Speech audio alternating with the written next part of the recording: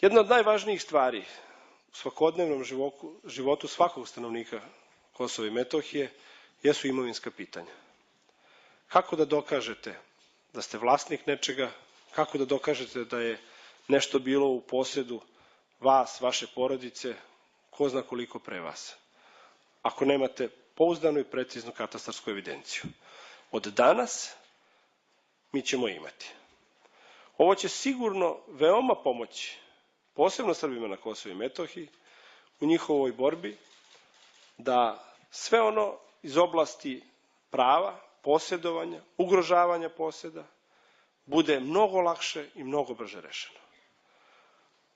Ovaj sporazum i njegov ulazak u svakodnevni život će omogućiti svakom građaninu na Kosovu i Metohiji da mnogo lakše, mnogo brže i bez sumnje dokaže svoje imovinsko pravo.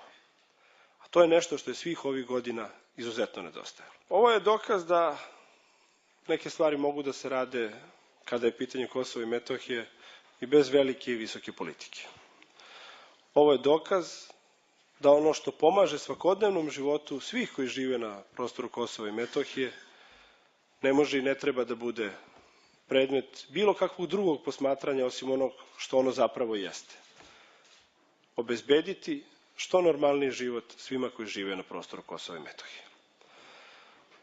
Završetkom ovog pilot projekta Vlada Republike Srbije je pokazala još jednu stvar, a to je da je pouzdan i solidan partner koji ono što kaže zaista ispuni, bez obzira da li je to potpisala sama, da li je neki sporazum donela sama ili su to radili neke vlade pre nje. Mi smo ozbiljna država i ozbiljna vlada i kao takvi znamo šta su naše međunarodne obaveze, tako je bilo i tako će biti i u buduće.